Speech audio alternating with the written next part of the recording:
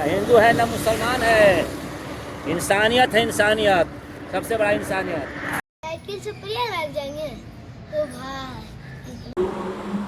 मेरे जर्नी का उद्देश्य कि भारतवर्ष में जितने भी दिव्यांग पेशेंट हैं उनके मनोबल को इंक्रेज करना। মহাকুম্ভ যেতে যেতে হাঁপিয়ে গেছি, তাই হেলিকপ্টার ভাড়া করলাম। হাইওয়েতে সাইকেল চালাতে চালাতে বিরক্ত হয়ে গেছি, তাই এবার ধরলাম গ্রামের রাস্তা। আমার মহাকুম্ভ যাত্রার তৃতীয় পর্ব শেষ। আজ বিহারের বারাচাট্টি থেকে চতুর্থ পর্ব শুরু হবে এবং শেষ হবে উত্তরপ্রদেশের বেনারসে।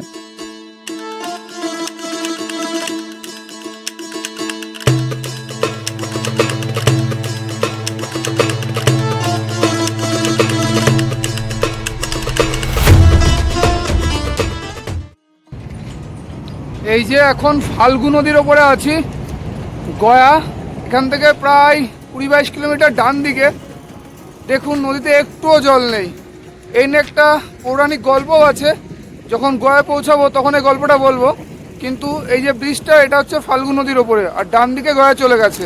বাসে করে যেসব পুণ্যার্থী প্রয়াগরাজে পুণ্য স্নান করতে যাচ্ছেন, তারা প্রধানত প্রথমে গয়া দর্শন করে দেন যাচ্ছে প্রয়াগরাজ। আর আমি প্রথমে প্রয়াগরাজ যাব, কুম্ভ স্নান সারবো, তারপরে যাব বেনারস, দেন যাব গয়াতে। যাচ্ছি ঔরঙ্গাবাদের ওপর দিয়ে। ইতিহাসে কিন্তু এই ঔরঙ্গাবাদের একটা আলাদাই নাম রয়েছে। ঔরঙ্গজেবের নাম অনুসারে এই ঔরঙ্গাবাদের নাম হয়। এছাড়া চৌপারণ সত্যাগ্রহ, রাজপুতদের সঙ্গে ঔরঙ্গাবাদের নাম জড়িয়ে আছে। যদি এখন ঔরঙ্গাবাদ ঘোরা হলো না, বেনারস পৌঁছতে হবে, পরে কখনো ঘোরা যাবে ঔরঙ্গাবাদ।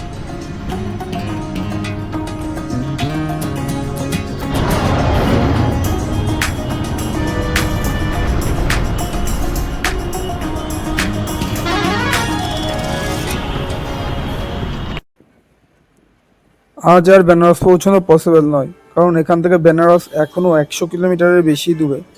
আর সামনে দেহেরি শহর, দেখা যাক ওখানে আজ রাত থাকার কোনো ব্যবস্থা হয় কিনা বা পৌঁছতে পারি কিনা। কোনো প্ল্যান নেই, কোথায় যাব, কি করব, কোথায় থাকবো, সব কিছু রাস্তায় ডিপেন্ড করছে সিচুয়েশনের উপরে।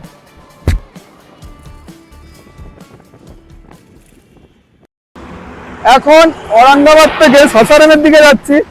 এই যে যেতে যেতে আমাদের পশ্চিমবঙ্গ বলতে আমার বাড়ি থেকে 30 কিলোমিটার দূরে এই যে দুটো দাদা আমার সঙ্গে দেখা হলো। দাদারাও যাচ্ছিল, আমি অনেকটা এগিয়ে চলে এসেছিলাম। এসে আমার চোখে পোকা পড়েছিল, দাঁড়িয়েছিলাম, দেন দেখলাম দাদারা যাচ্ছে। এই যে দাদা, হাই। তো দাদারা 4 দিন এই পর্যন্ত চলে এসছে, আমার সেখানে 6 দিন লেগে গেছে। দারুণ, সাধারণ সাইকেল, খুব ভালো লাগলো দাদা দেখে। যে একা একা আসছিলাম, এই যে নিজের এলাকার মানুষ পেয়ে গেছি, দারুণ খুশি, দারুণ। পার হচ্ছি বিহারের অন্যতম একটি বিখ্যাত নদী সোন। যদি এখন খুব বেশি জল নেই, এই 4 কিলোমিটারের দীর্ঘ ব্রিজ পার হতে সময় লেগে গেল 20 থেকে 25 মিনিট। আর নিচে পুরো ঘাসের জঙ্গল। যদিও বর্ষাকালে জল পুরো ভর্তি হয়ে যাবে, এখনও জল নেই। আর সামনেই ঢেরি। সোন হচ্ছে গঙ্গার প্রধান একটি উপনদী। এটি মধ্যপ্রদেশের অমরকণ্টক পাহাড় থেকে উৎপত্তি লাভ করে ছত্তিশগড়, ঝাড়খণ্ড, উত্তরপ্রদেশ হয়ে বিহারের পাটনার কাছে গঙ্গাতে মিলিত হয়েছে।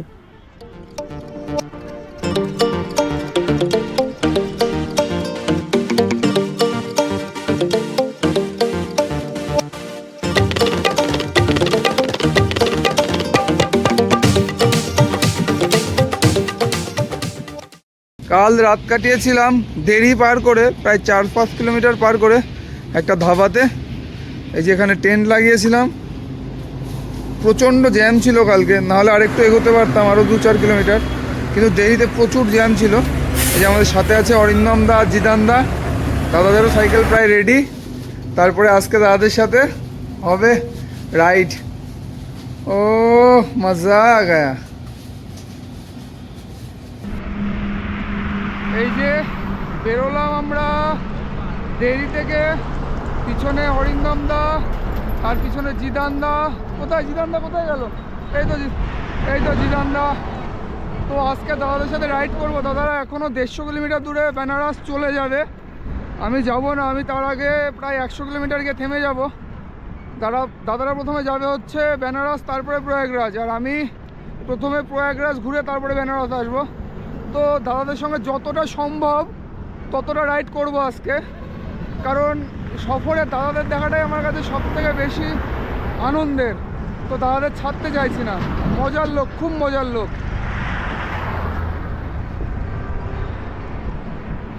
আমি বেনারস থেকে 40 কিলোমিটার আগে আছি। এই যে একজন আঙ্কেলের সঙ্গে দেখা হলো, SK রহমান, যিনি এই যে শারীরিকভাবে কিছুটা অক্ষম কিন্তু মেন্টালি যথেষ্ট স্ট্রং, যথেষ্ট। এই যে কটক থেকে বেরিয়েছেন, 1000 কিলোমিটার তার হয়ে গেছে এই সাইকেল চালানো। তিনি এখন রয়েছেন বেনারস থেকে প্রায় 40 কিলোমিটার আগে। তো তার মুখ থেকে আমি কি শুনতে চাই যে তিনি কেন বেরিয়েছেন এবং তার বেরোনোর উদ্দেশ্যটা কি। सर आप क्यों निकले ये साइकिल से? देखने वाले को सारा नमस्कार, बहुत सारा प्यार और आपको बहुत सारा हैप्पी। और आप भी जर्नी कर रहे हो।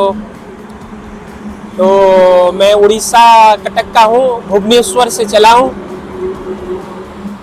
मेरे जर्नी का उद्देश्य कि भारतवर्ष में जितने भी दिव्यांग पेशेंट हैं उनके मनोबल को इंक्रेज करना, ये जर्नी का उद्देश्य है। और ये मोटिव लेके चल रहा हूँ। महामहिम राष्ट्रपति जी से मिलूँगा और 2-3 मिनट अगर जब समय मिल गया उनके साथ, मेरे लिए लाइफ में बहुत इम्पोर्टेंट वाली बात होगी। और दिव्यांग लोग के भारतवर्ष में जितने भी हैं उनके डेवलपमेंट के ऊपर बात करूँगा, ये उद्देश्य लेके चल रहा हूँ।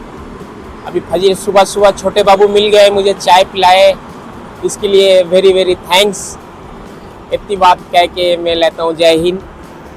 सिर्फ आप ये बोले ना जैसे फिजिकल जो डिसबैलेंस लोग का जो आप मोटिवेशन देते हैं, ऐसा नहीं है। मेंटल जो वीक है आपके जर्नी से वो भी बहुत स्ट्रांग हो जाएगा। जी जी। जो लोग जो इतना गिव अप कर लेते हैं, हाँ। आपका जर्नी के जो देखेगा ना वो कभी भी गिव अप नहीं करेगा। जो ऐसा एक लोग जो पूरा कितना 1000 किलोमीटर, कितना होगा इससे ज्यादा, 1700-1800 किलोमीटर होगा, 2000 किलोमीटर। हाँ हाँ। तो ऐसा जर्नी करके चला आया और लोग इतना कम बातों में गिव अप कर देते।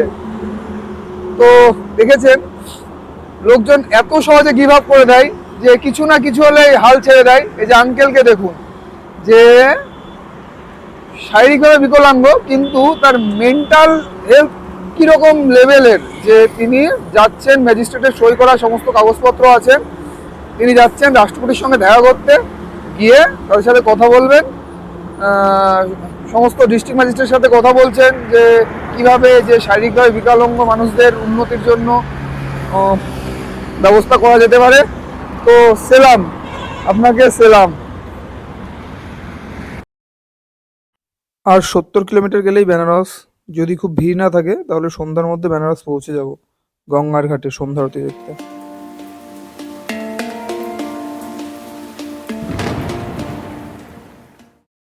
সাইকেলে মহাকুম্ভ যেতে যেতে হাঁপিয়ে গেছি, তাই হেলিকপ্টার ভাড়া করলাম। কোনো ভিড়ভাড়টা কিচ্ছু নেই, সোজা সঙ্গমে গিয়ে ল্যান্ড করবে। কেউ যদি হেলিকপ্টার করে যেতে চাই যোগাযোগ করো, তাকেও নিয়ে যাব। ভাবা যায় এদেশের মানুষ কত ক্রিয়েটিভ, একটা আস্ত অল্টোকে কপ্টার বানিয়ে ফেলেছে। সাবাস বেটা সাবাস।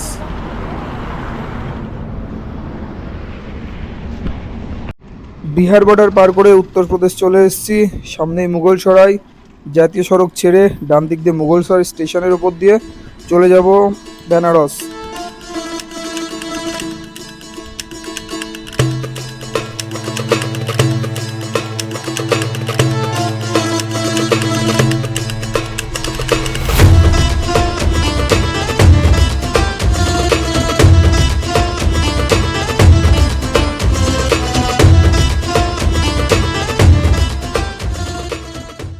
বেনারস প্রায় পৌঁছে গেছি। গঙ্গা নদীর ব্রিজের উপরে আছি। ওই যে দূরে দেখা যাচ্ছে বেনারস শহর, কি দারুণ লাগছে ব্রিজের উপর থেকে।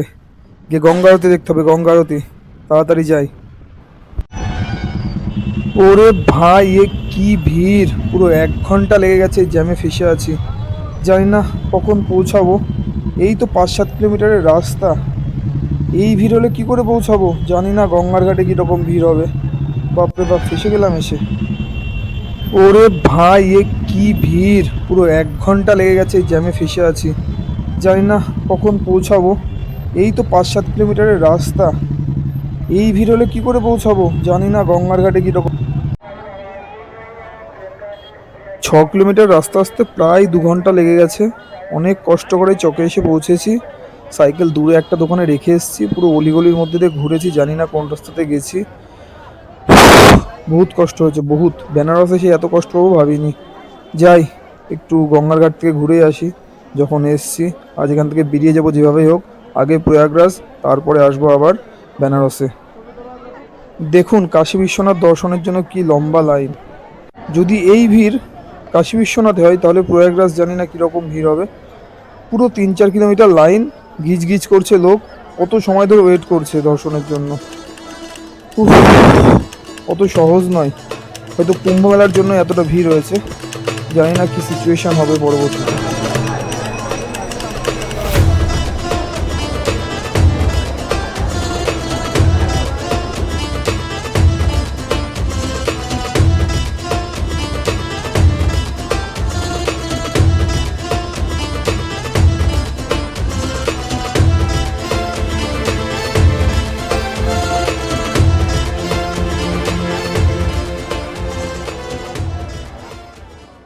দশাশ্বমেধ ঘাট গিয়ে দেখি গঙ্গা আরতি বন্ধ, 26 তারিখ অবধি বন্ধ থাকবে।